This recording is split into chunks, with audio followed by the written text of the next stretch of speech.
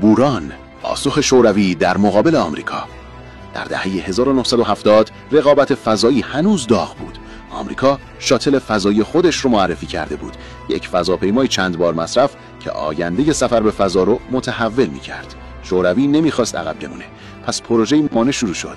انرگیا بوران. انرگیا یکی از قدرتمندترین موشک‌های تاریخه.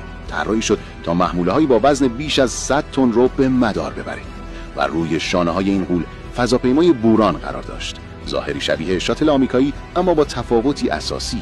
بوران میتونست کاملا خودکار پرواز کنه. 19 نوامبر 1988 لحظه تاریخی فرا رسید. موتورهای انرگیا بریدند و بوران از زمین جدا شد. تمام جهان با حیرت تماشا میکرد. این پرواز 206 دقیقه طول کشید. 2 بار به دور زمین چرخید و سپس با دقتی شگفت‌انگیز بدون هیچ خلبانی روی باند فرودگاه بایکنار نشست. این نخستین و آخرین پرواز بوران بود. اما همین یک مأموریت کافی بود تا ثابت کنه که شوروی توانسته چیزی فراتر از شاتل‌های ناسا بسازه. اما سیاست و تاریخ بی‌رحم‌تر از تکنولوژی اند. شوروی فرو پاشید، بودجه ها قطع شد.